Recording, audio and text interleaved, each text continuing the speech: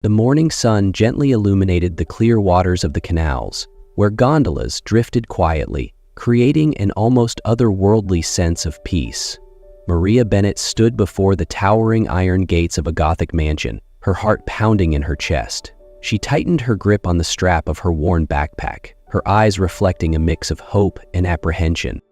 Henry Lawson, the wealthy owner of the estate, had spent the past 2 years grieving the loss of his beloved wife. During that time, his only son, Ethan, just 7 years old, had withdrawn completely into silence, lost in a world of pain and solitude. Henry had tried everything, from child psychologists to speech therapists, but none had been able to help Ethan. In a final effort, he turned to a specialized support center, where they recommended Maria. Though Maria was mute, the center believed her ability to communicate through emotions and music could form a unique bond with Ethan. As the mansion's doors swung open, Mrs. Caldwell, Henry's longtime housekeeper, greeted Maria with a stern expression. "You're Maria Bennett?" she asked, her sharp gaze scanning her from head to toe. Maria nodded silently, offering a slight bow. "Remember," Mrs. Caldwell continued, "silence is the rule here. Do your job well and don't cause trouble." Maria stepped through the threshold, the chill of the vast but empty mansion washing over her. In her heart, she resolved that no matter how difficult the task, she would do everything in her power to help Ethan rediscover his voice and his smile. Maria stepped into the grand hall, where sunlight streamed through towering windows, casting shimmering patterns on the marble floor. The silence was so profound that Maria could hear her own footsteps echoing through the expansive corridors. Mrs. Caldwell, stern and commanding, led Maria through the mansion's long hallways. She pointed at various rooms, speaking briskly as if expecting no response. "The living room is here, the dining hall there, and that is Mr. Lawson's private wing. Stay out of it unless you're called." She stopped in front of a small door and opened it. "This is your room. Don't expect much. It's for the help." Maria looked into the modest space, furnished with a small bed, a rickety wardrobe, and a tiny window overlooking the inner courtyard. "Change into your uniform and be back in the kitchen in 5 minutes. Your first task awaits," Mrs. Caldwell instructed before leaving Maria alone. Maria changed into the plain gray uniform, feeling the unfamiliar fabric brush against her skin. She returned to the kitchen where Mrs. Caldwell was waiting. "You'll prepare breakfast for Master Ethan, toast with orange marmalade and fresh fruit. And remember, don't speak." "Oh, that's right, you can't." She smirked mockingly. Maria nodded, unaffected by the sarcasm. She began her work with quiet precision, focusing entirely on the task. When the tray was ready, she carefully carried it to Ethan's room, her heart wondering how the boy would react to a stranger's presence. Maria entered Ethan's room, where sunlight softly filtered through the blue curtains. The room was simple yet elegant, with a large bed and shelves lined with old books. In one corner, Ethan sat on the floor, his head bent over a sketchbook, the pages covered in messy scribbles. The sight of the boy, so absorbed in his solitude, made Maria's heart ache. She could sense the heavy silence that enveloped him like a shield. Maria quietly placed the tray of food on a small table nearby and stepped back, giving Ethan his space. The boy said nothing and didn't look up. Maria sat on a chair near the door, her hands tightly gripping her apron, careful not to startle him. But deep inside, she wondered if she could ever reach the boy hidden behind that wall of silence. Days passed, and Maria continued her silent routine. She brought meals to Ethan, cleaned his room, and maintained her distance, hoping he would slowly open up. One morning, Maria brought her old violin to the courtyard, where the sound could reach Ethan's room. She began playing a gentle melody, each note flowing like a soothing breeze. Ethan stepped out of his room, his wide eyes filled with surprise. He sat on the steps, listening intently. When the piece ended, Maria smiled at him, her expression filled with hope. Ethan didn't speak, but he moved closer, placing his hand on the violin as if to ask about it. From that moment, a bond began to form. The boy, once locked in silence, started to giggle as Maria played cheerful tunes. He even drew pictures of the violin and handed them to her. Maria realized that though he didn't say it, Ethan found comfort in her music and her quiet patience. Maria was playing a soft melody on her violin when a sharp voice shattered the tranquil atmosphere. "What do you think you're doing?" Mrs. Julia Blake, Ethan's speech therapist, marched into the courtyard, her heels clicking against the stone tiles. Her scrutinizing gaze swept over Maria from head to toe. "Don't you realize this boy needs real therapy? Music isn't going to make him talk," Mrs. Blake said, her tone dripping with disdain. Maria remained silent, clutching her violin, her eyes slightly lowered. Mrs. Blake turned to Henry, who had just stepped out into the corridor. "Mr. Lawson, I need to be honest. This girl's presence is only making Ethan retreat further into himself. If you truly want your son to recover, I recommend letting her go." Henry hesitated, his gaze shifting to Maria, who stood quietly, her expression calm but her eyes betraying a flicker of hurt. "But Ethan seems to be improving with her around," he said, his voice uncertain. "Improving?" Mrs. Blake scoffed. "That's superficial progress. Ethan needs to talk, not listen to music. I'm an expert in this field, and I assure you, keeping her here will only make things worse." Henry fell silent, clearly torn. Maria quietly left the courtyard, her emotions held tightly in check. She knew she couldn't argue against the words of a professional, but deep down, she also knew that Ethan had started opening up to her in a way no words could ever achieve. One morning, Maria was summoned to Henry's study. She stood before the large wooden door, a wave of apprehension washing over her. As she stepped inside, Henry's eyes were heavy with the weight of an agonizing decision. "Maria," he began, his voice low and measured, "I'm deeply grateful for everything you've done for Ethan, but I have to do what I believe is best for him. I've decided to let you go." Maria froze, the world around her seeming to crumble.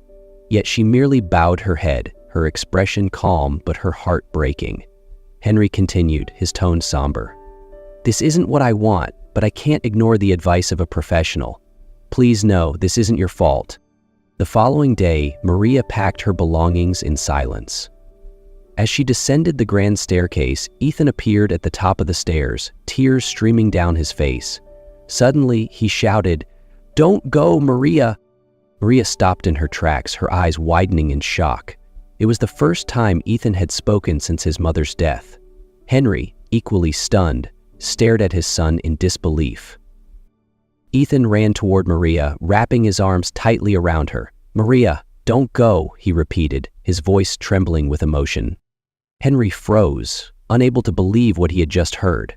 His son, silent for so long, had finally spoken. Overwhelmed with regret and gratitude, Henry's eyes filled with tears as he stepped forward. Placing a trembling hand on Maria's shoulder, he said, his voice breaking, "I was wrong. I should have trusted you. Please, stay. Ethan needs you, and so do I." After the emotional incident, Henry quickly dismissed Mrs. Blake. He realized her advice wasn't driven by what was best for Ethan, but by her arrogance and prejudice toward Maria. Henry found Maria in the garden behind the mansion, playing a gentle melody on her violin. When she saw him, Maria stopped, her eyes filled with uncertainty. But Henry offered her a small, warm smile. "Maria," he said, his voice sincere, "I was wrong. I should never have doubted your worth. Ethan needs you, and so do I." Maria was momentarily surprised but didn't respond, simply bowing her head softly. From that day on, Maria stayed at the mansion. Each passing day strengthened the bond between her and Ethan. Through her music and patience, she continued to help the boy open up. As for Henry, he began spending more time with Maria and Ethan. Simple dinners in the kitchen, quiet walks in the garden, or stargazing on the terrace at night. All these moments wove a deep connection between them. It wasn't just admiration anymore, Henry realized. He had fallen in love with Maria. Her silence wasn't a barrier, but a testament to her sincerity and inner strength, qualities that had profoundly changed his family. After realizing Maria's importance to Ethan and to himself, Henry took the time to truly understand the quiet yet powerful woman who had entered their lives. Day by day, their relationship deepened through simple moments, caring for Ethan together, sharing dinners in the kitchen, and spending evenings under the stars as Maria played her gentle melodies on the violin. One spring afternoon, Henry led Maria to the rose garden behind the mansion. The air was quiet, filled only with birdsong and the soft fragrance of blooming flowers. He stopped under an arch of roses, his eyes filled with tenderness but also resolve. "Maria," he began, his voice steady and sincere, "when you came here, I thought you would help Ethan heal from his pain, but I didn't realize that you wouldn't just help my son. You've changed my life entirely." Maria looked at Henry, her eyes wide with surprise, but also tinged with apprehension. "You've taught me that love doesn't need words, and that patience is the most powerful way to heal. Maria, I can't imagine a single day without you in my life, or Ethan's." Henry took a deep breath, his hands slightly trembling as he reached into his pocket.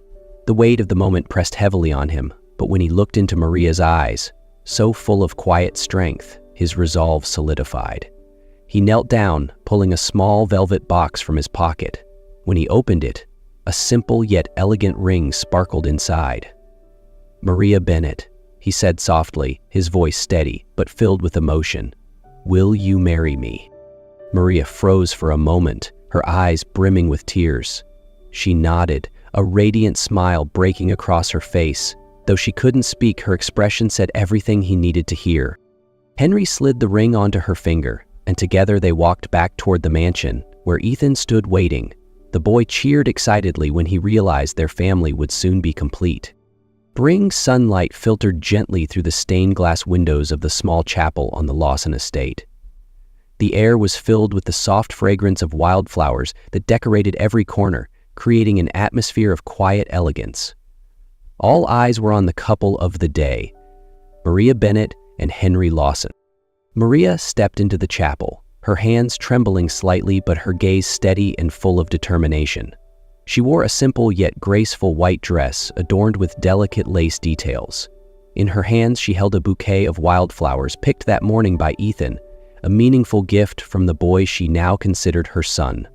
Ethan stood proudly next to Henry at the altar, dressed in a perfectly tailored suit, his face glowing with pride and joy. As Maria approached, her eyes met Henry's, and an unspoken connection passed between them, a bond so deep it seemed to silence the world around them. The priest began the ceremony, his voice steady and warm, lending a sacred air to the moment.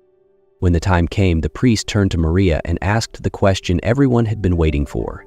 "Do you, Maria Bennett, take Henry Lawson to be your husband, to love and cherish him for the rest of your life?" Maria looked into Henry's eyes, her own brimming with tears, her lips parted slightly, and then, to everyone's astonishment, a voice emerged, shaky yet clear. "I do." The chapel fell silent, the weight of the moment sinking in before it erupted into a chorus of applause and joyous tears. Ethan ran to Maria, wrapping his arms around her tightly. "Maria, you're amazing!" he cried, his voice filled with emotion. Henry, the ever-composed businessman, found himself unable to hold back his tears. He took Maria's hands in his own, his gaze filled with awe and love. "A miracle," someone whispered in the crowd. But to those closest to Maria, they knew this was more than just a miraculous moment. It was a testament to the power of love and patience. As the ceremony concluded, Maria, Henry, and Ethan stepped into the sunlit garden. Laughter and congratulations filled the air, a testament to the joy shared by all who had witnessed the day. Maria had not only found her voice, but had also discovered the family she had longed for. That evening, Maria sat with her violin under the stars. Ethan rested his head on her shoulder while Henry sat across from them, his gaze never straying from the two people who now meant the world to him. A soft melody flowed from Maria's violin, saying everything that words could not, of love, family, and hope. After the wedding, life at the Lawson mansion was never the same. Every corridor and room was now filled with laughter and the vibrant sounds of a home truly alive. Maria, Henry, and Ethan didn't just become a family, they found deeper ways to connect with one another. Ethan, once lost in silence, now regularly expressed himself. He began learning the violin from Maria, and evenings at the mansion were often filled with simple yet meaningful melodies played by the two of them. Slowly, Ethan regained his confidence and even started attending lessons with other children in the village, something he never thought possible before. Henry, who had spent years immersed in work, realized that family was the most precious thing of all. He began spending more time with Ethan and Maria, from strolls in the rose garden to weekend trips outside the town. He also became a more attentive father, learning to understand Ethan through his expressions and gestures, a lesson he'd learned from Maria. Maria, now an integral part of the Lawson family, was not only a loving wife but also an inspiration. After the miraculous moment at their wedding, Maria began using her voice more, each word carrying profound meaning. She also started a small music class at the mansion, where local children could learn to express themselves through music. One sunny day in the garden, Ethan turned to Maria and said, "Mom, I want to perform my violin for everyone." Maria smiled, pride shining in her eyes as she looked at the boy who had once been trapped in silence but now had the courage to stand before others. Together with Henry, she arranged a small concert at the mansion, where Ethan played the very first piece Maria had ever played for him. The performance was not only a milestone for Ethan, but also a reminder of the power of love, patience, and music to heal. Under the starry sky that night, Henry held Maria's hand and whispered, "You didn't just bring a voice to Ethan. You brought light to my life. I can't imagine a life without you and him." Maria smiled, squeezing his hand gently. The sound of Ethan's violin drifted from the living room, and in that moment, they all knew they had found true peace.